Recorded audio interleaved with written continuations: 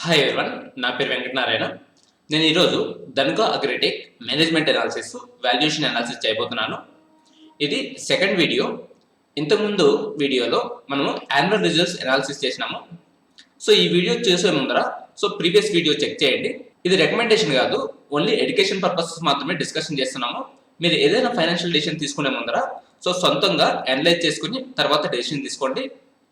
అలాగే నాకు ఇంకొక యూట్యూబ్ ఛానల్ ఉంది. ఆ ఛానల్ పేరు శూన్య టెక్నాలజీస్. ఈ ఛానల్లో మీకు software technologies, C#, VB.NET, Python, Java, C++ videos ఉంటాయి. మీరు ఎవరైనా సాఫ్ట్వేర్ జాబ్స్ ట్రై చేస్తుంటే మీరు ఈ వీడియో చూడండి, మీకు ఇంటర్వ్యూస్లో చాలా యూజ్ అవుతాయి. ఇంతకుముందు వీడియోలో మనము Dhanuka agritech introduction, dividend analysis, annual result analysis, balance statement analysis, cash flow statement analysis చేసినాము. ఈ వీడియోలో ratios, management analysis, share holding analysis, valuation analysis చేయబోతున్నాము. ఈ వీడియో చూసే ముందర ప్రీవియస్ వీడియో చూడండి, అప్పుడే మీకు బాగా అర్థమవుతుంది. ప్రీవియస్ వీడియోలో మనము ప్రోస్, కాన్స్ ఇవంతా నోట్ చేసుకున్నాము. అప్పుడు మనం కొన్ని పాయింట్స్ అబ్జర్వ్ చేసినాము. దాంట్లో ఒకటేమంటే పేయింగ్ లెస్ ట్యాక్స్. అంటే ధనుక అగ్రిటెక్ ట్యాక్సెస్ చాలా తక్కువ పే చేస్తున్నారు అనమాట. ఎందుకు తక్కువ పే చేస్తున్నారు అనేది మనం చెక్ చేసుకోవాలి. దానికోసం నేను యాన్యువల్ రిపోర్ట్ చెక్ చేశాను. ప్రీవియస్ ఇయర్స్లో ధనుక అగ్రిటెక్ ఎంత ట్యాక్స్ పే చేసినా చెక్ చేస్తాము. దానికోసం ఇక్కడ యాన్యువల్ రిజల్ట్స్లో ట్యాక్స్ రేట్ అనమాట 2011 నుండి వీళ్ళు ఇక్కడ ట్యాక్స్ ఎంత పే చేసినారంటే 24%, 18%, 20% ఇలా పే చేస్తూ వచ్చినారు. 2019 వరకు వీళ్ళు 26%, 24% ఇట్లా పే చేస్తున్నారు అనమాట. యాక్చువల్గా పే చేసిన పర్సంటేజ్ వచ్చి 35%. కానీ వీళ్ళు పే చేస్తే అనేది 24%, 18%, 20% ఇలా ఉందన్నమాట. అంటే దగ్గర 10% to 15% తక్కువ పే చేస్తున్నారు అనమాట. ఎందుకు తక్కువ పే చేస్తున్నారు అనేది మనము అనలైజ్ చేసుకోవాలి. ఒకటి వచ్చి ధనుక అగ్రిటెక్ అనేది వీళ్ళు పురుగు మందులు తయారు చేస్తారు. ఈ ప్రోడక్ట్స్ అంతా ఫార్మర్స్ యూజ్ చేస్తారనమాట. అందువల్ల గవర్నమెంట్ వీళ్ళకు ట్యాక్స్ సబ్సిడీ కానీ ఇలాంటి రిబేట్స్ కూడా ఇస్తూ ఉండొచ్చు. దానివల్ల తక్కువ పే చేస్తూ ఉండొచ్చు అనమాట. అది యాన్యువల్ రిపోర్ట్స్లో చెక్ చేస్తాము. ఉదాహరణకి 2015లో వీళ్ళు 18% పే చేశారనమాట. మామూలుగా పే చేసింది దగ్గర 35% పే చేయాలి, కానీ పే చేసింది 18% అనమాట. ఎందుకు తక్కువ పే చేసిన అనేది మనం రీజన్ చెక్ చేస్తాము. దానికోసం ఇక్కడ 2015 యాన్యువల్ రిపోర్ట్ ఓపెన్ చేసినాను. ఇక్కడ చెక్ చేసినామంటే government grant incentive during the year the company has availed excess duty refund in respect of Udhampur unit which has been reduced from excess duty. ఇక్కడ వీళ్ళకి 2015లో Udhampur unit నుండి అక్కడ వీళ్ళకు మ్యానుఫ్యాక్చరింగ్ ప్లాంట్ ఉందన్నమాట, అంటే ఫ్యాక్టరీ ఉంది. దానికి వీళ్ళు ఎక్సైజ్ డ్యూటీ రీఫండ్ వచ్చిందనమాట. దీనివల్ల వీళ్ళు ట్యాక్స్ తక్కువ పే చేసినారు. ఇది ఒక ఉదాహరణ మాత్రం. అలాగే మీరు వేరే సంవత్సరాల్లో కూడా తక్కువ పే చేసినారు. ఎందుకు తక్కువ పే చేసినారని మనం ఆ సంవత్సరాల యాన్యువల్ రిపోర్ట్స్లోకి వెళ్ళి చెక్ చేసుకోవాలన్నమాట. అలాగే 2019 చూస్తాము. 2019లో చూస్తే వీళ్ళు 26.8% పే చేశారు అనమాట. ఇంతకుముందు చూస్తే 24, 28, 26, 18, 19 ఇలా ఇంత పే చేస్తూ వచ్చినారు. 2019కి వచ్చి 27% పే చేశారు అనమాట. ఎందుకు ఎక్కువ పే చేసినారు ఇక్కడ చెక్ చేసుకోవాలి. దానికోసం మనము 2019 యాన్యువల్ రిపోర్ట్ చెక్ చేస్తాము. దాంట్లో ఇక్కడ 26 పేజ్లో ఇక్కడ ఒక పాయింట్ ఉందన్నమాట. Return on net worth has declined by 239 bps and the decline was mainly due to expiry of tax holiday period for our factory situated in Udhampur, Jammu Kashmir. Already ఇంతకుముందు check చేసిన దాంట్లో ఇక్కడ చూసినామంటే same. ఇక్కడ ఏమంటే excise duty refund in respect of Udhampur unit. Same ఫ్యాక్టరీకి 2019లోకి వచ్చేందుకు ట్యాక్స్ హాలిడే ఎక్స్పైర్ అయిందనమాట. దానివల్ల 2019లో వీళ్ళు ట్యాక్స్ ఎక్కువ పే చేశారు. అలాగే మనం వేరే యాన్యువల్ రిపోర్ట్ చెక్ చేసినామంటే వీళ్ళకి ఇంకా మల్టిపుల్ ఫ్యాక్టరీస్ ఉంటాయి. దానిలో కూడా ఏమైనా ట్యాక్స్ హాలిడేస్ ఉన్నాయేమో చెక్ చేయాలన్నమాట. వాళ్ళకి ట్యాక్స్ హాలిడేస్ ఉంటే వాళ్ళకు ట్యాక్స్ అనేది రీఫండ్ అయి ఉంటుంది. దానివల్ల వీళ్ళు ట్యాక్స్ తక్కువ పే చేసి ఉంటారు అనమాట. ఇది వ్యాలిడ్ రీజన్ అనమాట. ఇట్లా వ్యాలిడ్ రీజన్ ఉందా లేదా చెక్ చేసుకోవాలన్నమాట. వ్యాలిడ్ రీజన్ ఉంటే దానివల్ల వీళ్ళు ట్యాక్స్ తక్కువ పే చేస్తూ ఉండొచ్చు అనమాట. దానికోసం మనం యాన్యువల్ రిపోర్ట్ చెక్ చేసుకొని దాంట్లో ఎక్కడైనా మనకు పాయింట్స్ దొరుకుతాయా లేదని చెక్ చేసుకోవాలన్నమాట. సో అలాంటప్పుడే మనం ఇలాంటి కంపెనీలో లాంగ్ టర్మ్ ఇన్వెస్ట్ చేయగలము. సో మనకి ఇప్పుడు ఇక్కడ ఎందుకు ట్యాక్స్ తక్కువ పే చేసిన అనేది అర్థమైందనమాట. సో వీళ్ళకు ట్యాక్స్ హాలిడేస్ ఉన్నాయి. 2019 వచ్చి ట్యాక్స్ హాలిడే లేదు, అప్పుడు ఎక్స్పైర్ అయిపోయింది. సో దానివల్ల వీళ్ళు ఇక్కడ ఎక్కువ ట్యాక్స్ పే చేసినారు. ఎక్కువ ట్యాక్స్ పే చేయడం వల్ల సో ఇక్కడ వీళ్ళకు ప్రాఫిట్స్ అనేది కూడా తగ్గిందనమాట. తర్వాత ఇప్పుడు మనం రేషియోస్ అనాలిసిస్ చేస్తాము. సో రేషియోస్ అనాలిసిస్ సో రేట్స్టార్.in కిందికి వెళ్ళామంటే ఇక్కడ మనకు ఫైనాన్షియల్ రేషియోస్ అనాలిసిస్ ఉన్నాయి. సో ఫస్ట్ బుక్ వాల్యూ అనమాట. బుక్ వాల్యూ చూస్తే 2011లో 34 రూపీస్ ఉందన్నమాట.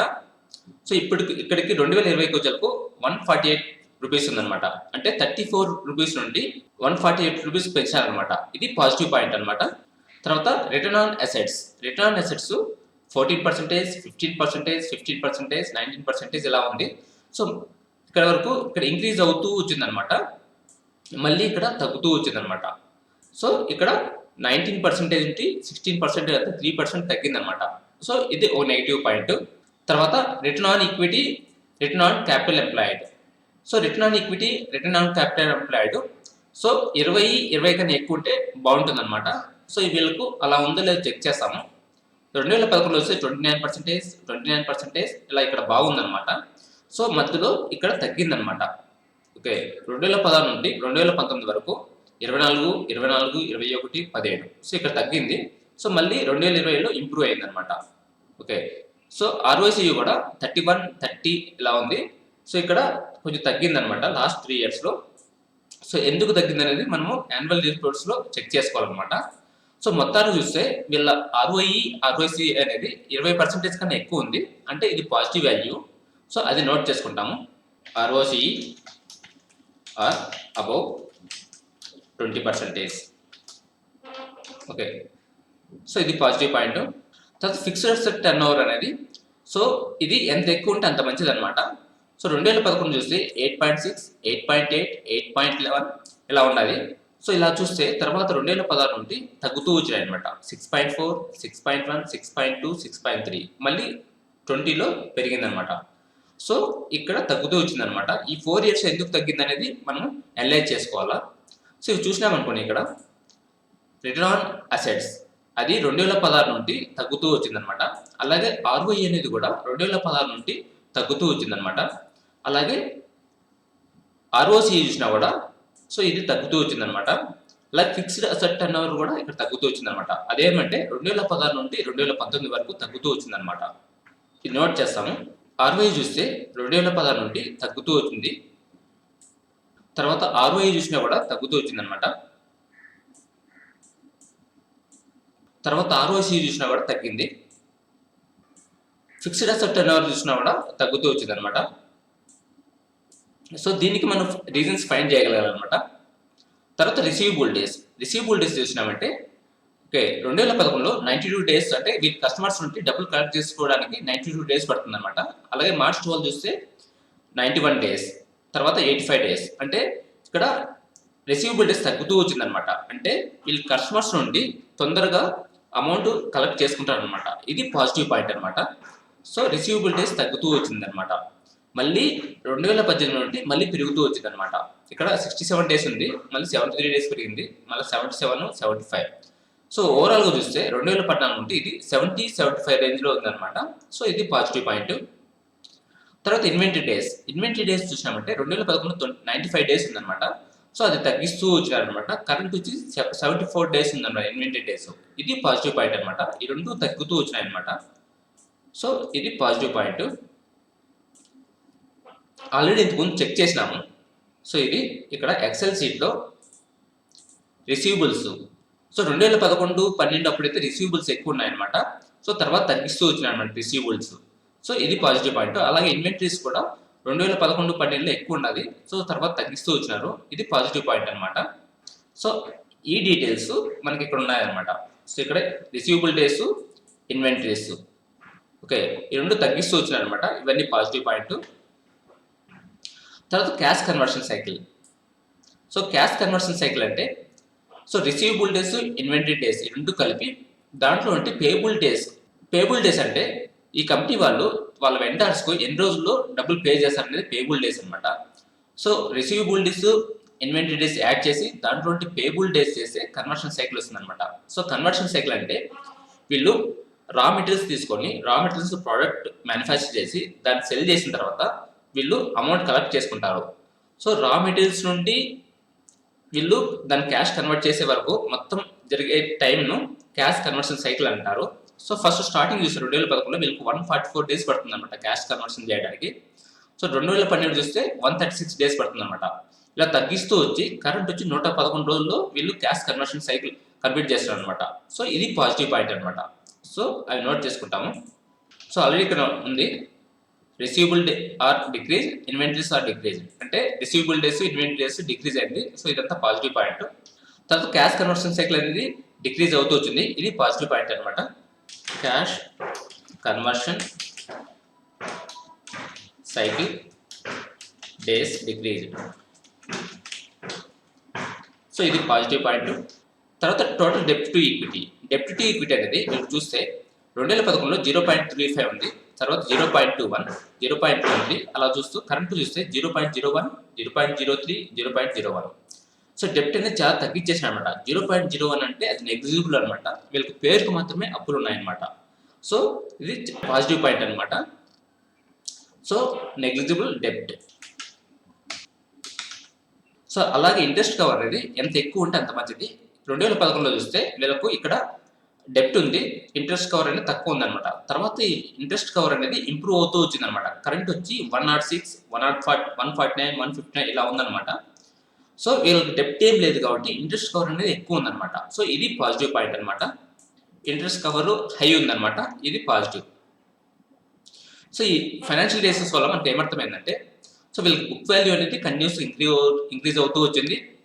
అలాగే return on assets, return on equity ఇవంతా వచ్చి స్టార్టింగ్లో ఎక్కువ ఉన్నాయి, మధ్యలో తగ్గిందనమాట, మళ్ళీ ఇప్పుడు ఇంప్రూవ్ అవుతుందన్నమాట. ఓకే, సో ఇక్కడ ఎందుకు తగ్గిందనేది మనం తెలుసుకోవాలన్నమాట. ఇవి యాన్యువల్ రిపోర్ట్స్లో చెక్ చేసుకోవాలన్నమాట. So receivable days, inventory days improve అవుతూ వచ్చింది. సో ఇది positive point. Cash conversion cycle కూడా ఇంప్రూవ్ అవుతూ వచ్చింది. ఇది పాజిటివ్. డెప్ట్ టు ఈక్విటీ అనేది వీళ్ళకి చాలా తక్కువ ఉంది, అంటే డెప్ట్స్ వీళ్ళకి చాలా తక్కువ ఉన్నాయి. ఇది పాజిటివ్ పాయింట్ అనమాట. సో ఇప్పుడు మనం రేషియోస్ అనాలిసిస్ చేసినాము. అలాగే క్యాష్ ఫ్లో స్టేట్మెంట్ గురించి కూడా మనం ఇంకో పాయింట్ డిస్కషన్ చేయాలా, అది మర్చిపోయినాము. సిఎఫ్ఓ ఉంది cash flow from operations. Cash flow from ఆపరేషన్స్లో సో ఇది cash from operating activity. So ఈ అమౌంట్ అంతా నేను తీసుకొని ఇక్కడ 10 years మెయింటైన్ చేస్తున్నాను అనమాట. సిఎఫ్ఓ 10 yearsలో ఎంత వచ్చిందంటే 750 crores వచ్చిందనమాట. అలాగే వీళ్ళు క్యాపిటల్ ఎక్స్పెండిచర్ ఎంత చేశారు అంటే లాస్ట్ 10 yearsలో వీళ్ళ ఫ్యాక్టరీస్ ఇవంతా ఎక్స్పాండ్ చేయడానికి ఎంత అమౌంట్ స్పెండ్ చేసినది క్యాపిటల్ ఎక్స్పెండిచర్. సో 10 yearsలో ఎంత స్పెండ్ చేసినంటే 165 crores స్పెండ్ చేశారనమాట. అంటే వీళ్ళకి వచ్చింది సిఎఫ్ఓ వచ్చింది క్యాష్ ఫ్రమ్ ఆపరేటింగ్ యాక్టివిటీస్ వచ్చింది 750 crores.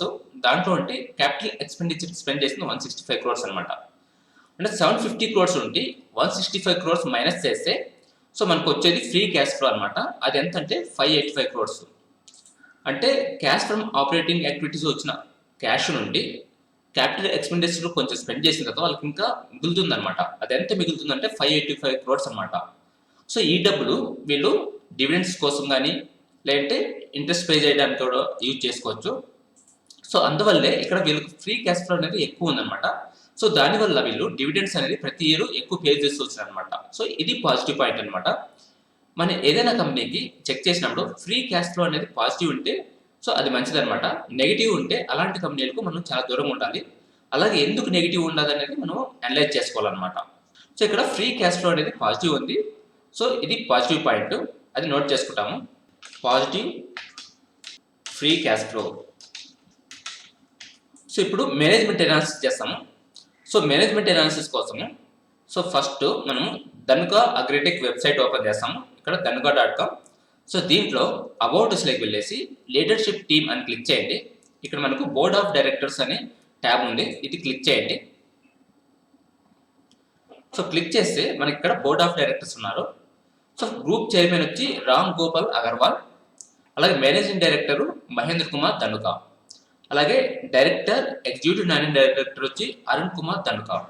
సో మీరు ఈ నేమ్స్ అబ్జర్వ్ చేసుకోండి. వీళ్ళ నేమ్స్ వచ్చి ధనుకా ఉంది, సో అలాగే కింద ఇక్కడ executive non independent, so Rahul Dhanuka. అలాగే director non executive non independent Mridul Dhanuka. అలాగే హర్ష ధనుక, సో డైరెక్టర్ అనమాట. వీళ్ళ పేర్లు చూస్తే ఇక్కడ అందరికీ ధనుక అని ఎండ్ అవుతుంది అనమాట. అంటే వీళ్ళంతా రిలేటివ్స్ అనమాట. ఓకే, వీళ్ళలో రామ్ గోపాల్ అగర్వాల్, మహేంద్ర కుమార్ ధనుక వీళ్ళిద్దరు బ్రదర్స్ అనమాట. ఓకే, సో ఈయన కొడుకు వచ్చి రాహుల్ ధనుక, అలాగే ఈయన కొడుకులు వచ్చి వీళ్ళిద్దరు అనమాట. ఓకే, సో వీళ్ళ పేర్లు మనం గుర్తుపెట్టుకోవాలన్నమాట. సో అప్పుడే మనకు మేనేజ్మెంట్ ఎనాలిసిస్ చేయడానికి ఈజీగా ఉంటుంది. సో రామ్ గోపాల్ అగర్వాల్, మహేంద్ర కుమార్ ధనుక వీళ్ళిద్దరు బ్రదర్స్. సో వీళ్ళ కొడుకు వచ్చి ఈయన, సో వీళ్ళ కొడుకులు వచ్చి వీళ్ళిద్దరు అనమాట.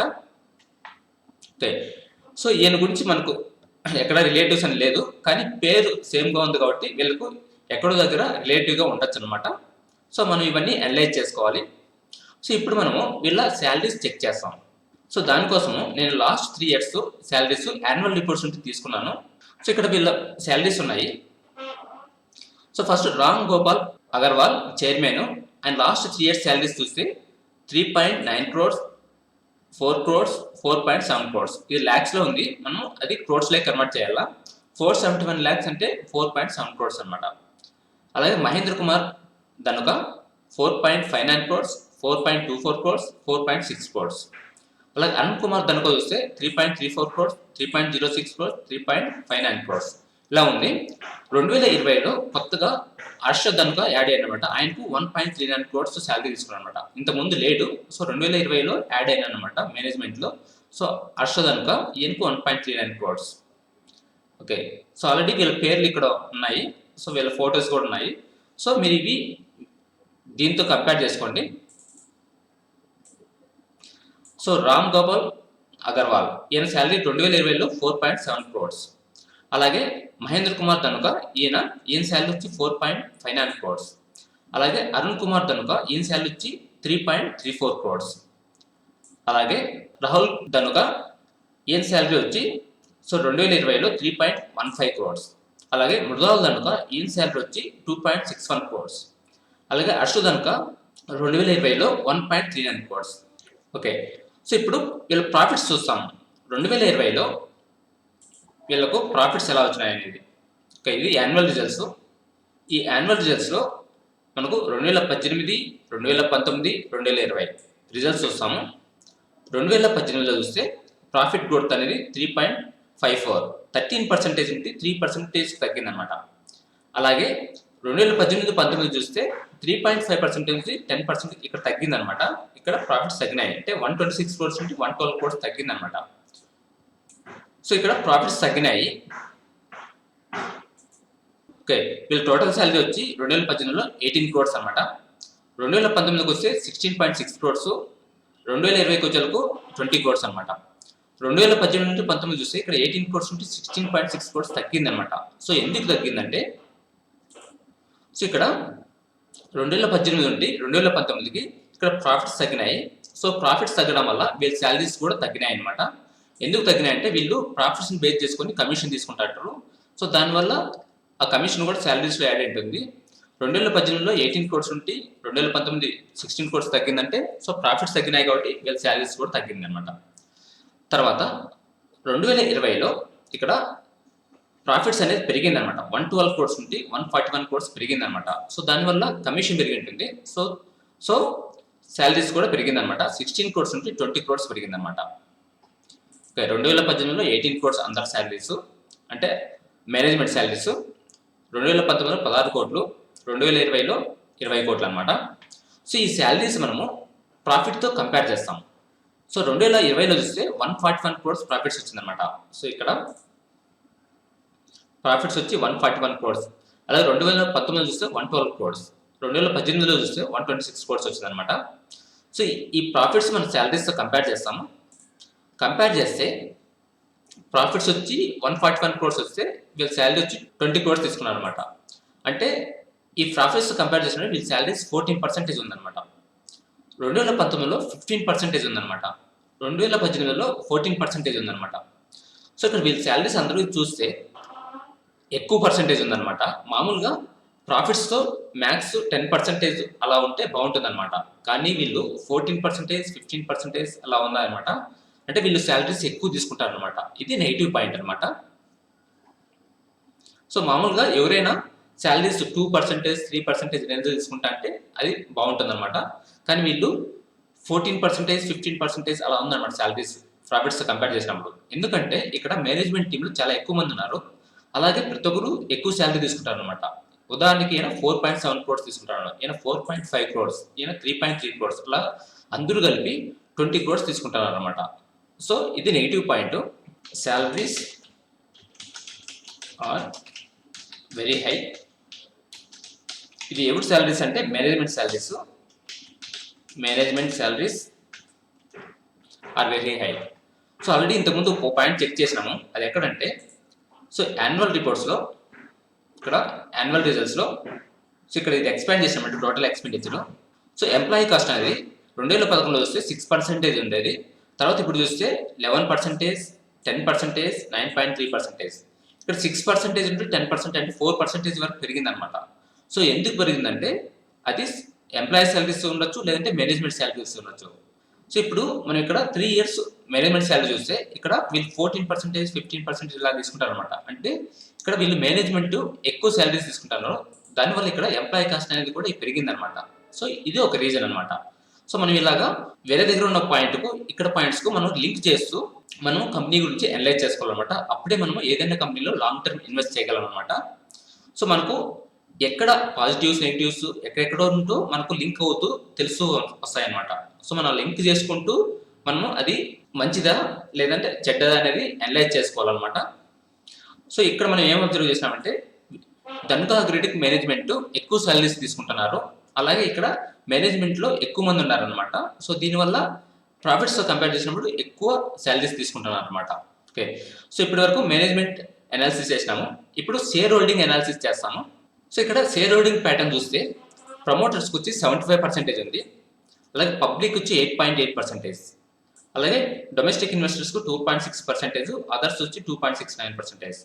ఇక్కడ మేనేజ్మెంట్ కంటే చాలా ఎక్కువ ఉందన్నమాట. ఇది పాజిటివ్ పాయింట్. సో పబ్లిక్ చూస్తే 8.8% ఉంది. ఫారిన్ ఇన్వెస్టర్స్ 0% అనమాట. ఫారిన్ ఇన్వెస్టర్స్ ఎవరు లేరనమాట.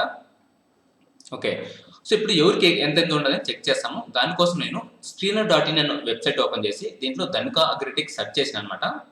సెర్చ్ చేసి కిందకు వస్తే ఇక్కడ మనకు షేర్ హోల్డింగ్ ప్యాటర్న్ ఉందన్నమాట. సో ఇక్కడ మనకు 2018 నుండి ప్రమోటర్స్కు, డిఐఎస్కు, పబ్లిక్కి ఎంతెంత పర్సెంటేజ్ ఉందనేది ఉంది. సో ఇక్కడ చూస్తే ప్రమోటర్స్కు 2018 నుండి 75%, 75. సో ఇక్కడ మళ్ళీ పెరిగిందనమాట. 75.26, తర్వాత ఇక్కడ 75.18% ఉందన్నమాట. సో ఓవరాల్గా వీళ్ళకు 75% ఉందన్నమాట. ఇది పాజిటివ్ పాయింట్ అనమాట. సో మళ్ళీ ప్రమోటర్స్ ఎక్స్పాండ్ చేసినామంటే ఓకే, దీంట్లో ప్రమోటర్స్ అనేది టోటల్గా వీళ్ళు 27 మెంబర్స్ ఉన్నారనమాట. ఓకే, సో దీంట్లో త్రివేణి ట్రస్ట్కు 61% ఉందన్నమాట. అలాగే పుష్ప ధనుక ట్రస్ట్కు 10.89%. సో ఈ రెండు దానిలకే ఇవి ట్రస్ట్లు అనమాట. ఈ రెండు ట్రస్ట్లకే టోటల్గా 72% ఉందన్నమాట. సో రిమైనింగ్ పీపుల్కు దగ్గర దగ్గర 4% ఉంటుందన్నమాట. ఓకే, సో వీళ్ళంతా మేనేజ్మెంట్ టీం కింద వస్తారు. సో ఓవరాల్గా మేనేజ్మెంట్కు 75% ఉందన్నమాట. ఇది positive point. So public so 2018 చూస్తే 13% ఉండేది. సో ఇప్పుడు 11.8%. పబ్లిక్ వచ్చి తగ్గుతూ వస్తుంది అనమాట. So DIIs okay 11.8% to 13.2%. అంటే డిఐఎస్ అంటే మ్యూచువల్ ఫండ్స్ వీళ్ళంతా ఇన్వెస్ట్ చేసింటారు, డొమెస్టిక్ ఇన్వెస్టర్స్ వాళ్ళు 13.2% ఉందన్నమాట. సో ప్రమోటర్స్ అనేది 75% కాన్స్టెంట్గా ఉంది. డొమెస్టిక్ ఇన్వెస్టర్స్ 13.2%, ఇది ఇంక్రీజ్ అయింది. పబ్లిక్ ఇన్వెస్టర్స్ తగ్గిందనమాట. సో ఇది షేర్ హోల్డింగ్ ప్యాటర్న్. తర్వాత ఇప్పుడు మనం వాల్యుయేషన్ చెక్ చేస్తాము. దానికోసం నేను Daystar.in ఓపెన్ చేశాను. దీంట్లో ఇక్కడ స్టాక్ పిఈ ఉంది. అది ఎంత ఉందంటే 20.68 ఉందన్నమాట. అలాగే ప్రైస్ టు బుక్ వాల్యూ 5.4 ఉంది. సో కరెంట్ మార్కెట్లో 20 పిఈ అనేది ఓకే అనమాట, అది మంచిదే. సో అంటే రీజనబుల్ పిఈ అనమాట. సో అలాగే 3 years మీడియం పిఈ చూసినాము. 3 years మీడియం పిఈ చూస్తే 17.13 ఉందన్నమాట. 5 years మీడియం పిఈ చూస్తే 21.24. సో 3 years మీడియం పిఈతో చూస్తే కరెంట్ పిఈ 3 పాయింట్స్ ఎక్కువ ఉందన్నమాట. సో అలాగే 5 ఇయర్స్ మీడియన్ పీఈతో చూస్తే సో ఇక్కడ 21.24, కరెంట్ వచ్చి 20.6, అంటే రెండు 5 ఇయర్స్ మీడియన్ పీఈతో కంపేర్ చేస్తే దగ్గరగా ఉంది. So so current Dhanka agritech అనేది రీజనబుల్ వాల్యుయేషన్లో ఉందన్నమాట. సో ఇక్కడ ప్రైస్ టు బుక్ వాల్యూ వచ్చి 5.4 ఉంది. సో ఇది రీజనబుల్ ప్రైస్ బుక్ వాల్యూ. అలాగే ఇప్పుడు మనము ఇంకా రెండు వాల్యుయేషన్ మెట్రిక్స్ చూస్తాము. ఒకటి వచ్చి market cap per sales. So market cap per sales ఎంత ఉందంటే 2.99, అంటే 3 ఉంది. ఇది ఎంత తక్కువ ఉంటే అంత మంచిది అనమాట. 3 అంటే అది బాగానే ఉన్నట్టు. అంటే ఏమంటే ఇదే market cap sales. So market cap per sales ఎలా వస్తుందంటే కరెంట్ మార్కెట్ క్యాప్ వచ్చి 4155 crores ఉంది. కరెంట్ సేల్స్ వచ్చి 1120 crores అనమాట. So market cap per sales ఎంత ఉందంటే 3 ఉంది. అంటే సేల్స్ అనేది 1 రూపీ వస్తుంటే మనము దానికి ఎంత పెడుతున్నాం అంటే 3 రూపీస్ పెడుతున్నాం అనమాట. సో మనకు 1 రూపీ వస్తుంటే సేల్స్ ద్వారా మనం 3 రూపీస్ ఇప్పుడు కరెంట్ దానికి పే చేస్తున్నట్టు. సో అంటే సేల్స్తో కంపేర్ చేస్తే మార్కెట్ క్యాప్ 3 times ఎక్కువగా ఉందన్నమాట. ఓకే, ఇది రీజనబుల్. ఓకే, తర్వాత మార్కెట్ క్యాప్ పర్ ప్రాఫిట్స్ చూసినాం అనుకోండి. ఇక్కడ వచ్చి మార్కెట్ క్యాప్ ఎంత ఉందంటే 4155 కోట్లు ఉంది. సో ప్రాఫిట్స్ చూసినామంటే సో ఇక్కడ యాన్యువల్ బేస్లో ప్రాఫిట్స్ ఎంత ఉందంటే 141 crores అనమాట. అంటే మనం ఎంత పే చేస్తున్నామంటే ప్రాఫిట్స్ అనేది 1 రూపీ వస్తుంటే మనం 20 రూపీస్ పే చేస్తున్నాం అనమాట దాన్ని కొనడానికి. సో అంటే 20 times మనం ఎక్కువ పే చేస్తున్నాము. ఇది ఎక్కువ అనమాట, హై. సో మనం ఇప్పుడు వాల్యుయేషన్ మెట్రిక్స్ ఏమేమి చెక్ చేసినామంటే ఒకటి వచ్చి పిఈ వచ్చి 20.68, కరెంట్ మార్కెట్లో ఇది రీజనబుల్ పిఈ అనమాట. అలాగే మనం 5 years median PE 3 years median PE compare చేసినా దానికి దగ్గరగా ఉంది. సో ఇది కరెంట్ పిఈ అనేది రీజనబుల్ పిఈ అనమాట. So price to book value అనేది 5.4. సో మనం అది ప్రీవియస్ ఇయర్తో కూడా కంపేర్ చేస్తాము. ఇక్కడ ప్రైస్ టు బుక్ వాల్యూ ఉంది. ఓకే, సో ఓవరాల్గా ఇది సో ఇంతకుముందు చెక్ చేస్తే ఇక్కడ 10, ఓకే 9 ఇలా ఉంది price to book value. Current price to book value 5.4 అనమాట. సో ఇంతకుముందు price to book value compare చేస్తే సో ఇప్పుడు రీజనబుల్ అనమాట. సో ఇక్కడ ప్రైస్ టు బుక్లో 3 ఇయర్స్ యావరేజ్ వచ్చి 3.6 ఉంది. సో కరెంట్ వచ్చి 5 ఉంది అనమాట. అలాగే 5 ఇయర్స్తో కంపేర్ చేస్తే ఇక్కడ 5 years price to book value వచ్చి 5 ఉంది. సో కరెంట్ కూడా 5 ఉంది అనమాట. ఇది reasonable price to book value అనమాట. సో ఓవరాల్గా మనం ధన్కా అగ్రిటెక్ అనాలిసిస్లో ఏం అబ్జర్వ్ చేసినామంటే వీళ్ళు డివిడెండ్స్ అనేది 2007 నుండి కంటిన్యూగా పే చేస్తూ వచ్చినారు. అలాగే డివిడెండ్ అనేది ఇంక్రీజ్ అవుతూ వచ్చిందనమాట. సో ఇంకొకటి ఏమంటే ప్రమోటర్షిప్ అనేది ఎక్కువ ఉంది. సో ఇది పాజిటివ్ పాయింట్. అలాగే వీళ్ళ డెప్ట్ అనేది చాలా తక్కువ ఉందన్నమాట. ఇది పాజిటివ్ పాయింట్ అనమాట. అలాగే వీళ్ళకు selling distribution expenses power cost అనేది చాలా తక్కువ ఉంది. సో ఇది పాజిటివ్ పాయింట్. అలాగే రిసీవబుల్ డేస్ ఇన్వెంటరీ డేస్ తగ్గుతూ వచ్చినాయి అనమాట. ఇది పాజిటివ్ పాయింట్. ప్రాఫిట్ మార్జిన్స్ అనేది ఇంక్రీజ్ అవుతూ వచ్చింది. ఇది పాజిటివ్ పాయింట్ అనమాట. అలాగే వీళ్ళకు ప్రీ క్యాష్ ఫ్లో ఉండేది పాజిటివ్గా ఉందన్నమాట. అది పాజిటివ్ పాయింట్ అనమాట. ఇవన్నీ పాజిటివ్ పాయింట్స్. అలాగే ధన్కా అగ్రిటెక్కు కొన్ని నెగిటివ్ పాయింట్స్ ఉన్నాయి. మనము ఆ నెగిటివ్ పాయింట్స్ మీద బాగా ఫోకస్ చేసుకోవాలన్నమాట. అప్పుడే మనం లాంగ్ టర్మ్ ఇన్వెస్ట్మెంట్ చేయగలనమాట. ఇంకా నెగిటివ్స్ ఏమంటే సో ఎంప్లాయీ కాస్ట్ అనేది ఇంక్రీజ్ అవుతూ వచ్చిందనమాట. ఎందుకంటే మేనేజ్మెంట్ అనేవాళ్ళు సో ఎక్కువ శాలరీ తీసుకుంటారు అనమాట. దానివల్ల ఎంప్లాయీ కాస్ట్ అనేది ఇంక్రీజ్ అవుతూ వచ్చింది. ఇది ఒక నెగిటివ్ పాయింట్ అనమాట. అలాగే వాల్యుయేషన్ తీసుకుంటే so current valuation Dhanka agritech అనేది రీజనబుల్ వాల్యుయేషన్లో ఉంది. సో ఇప్పటి వరకు మనం డిస్కషన్ చేసిందంతా ఎడ్యుకేషన్ పర్పస్ కోసం మాత్రమే. సో నా డెసిషన్ మీద డిపెండ్ అయ్యేసి మీరు ఫైనాన్షియల్ డెసిషన్ తీసుకోవద్దండి. సో మీరు ఓన్గా అనలైజ్ చేసుకొని తర్వాత సో కొనాలా వద్దనేది డిసైడ్ చేసుకోండి. అంతేగాని నేను చెప్పిన దాన్ని బట్టి బేస్ చేసుకొని మీరు ధన్కా అగ్రిటెక్ కొనడమా లేదా అమ్మడం అనేది చేయవద్దు. సో మీరు ఓన్గా అనలైజ్ చేసుకొని తర్వాత డెసిషన్ తీసుకోండి. That's it for today. Thank you for watching. Have a nice day.